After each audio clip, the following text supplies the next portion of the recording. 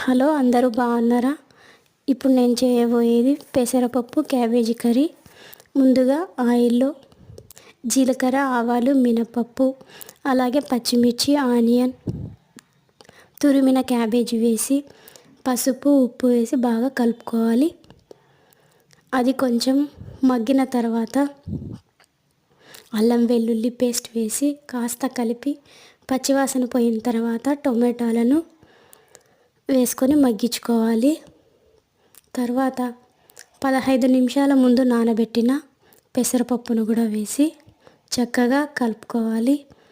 తర్వాత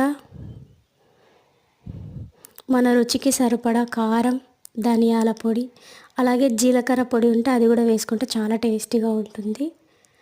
కలుపుకొని కొంచెం కసూరి మేతి, కొత్తిమీరతో గార్నిష్ చేసుకుంటే టేస్టీగా ఉంటుంది. మీకు నచ్చినట్టయితే ప్లీజ్ సబ్స్క్రైబ్.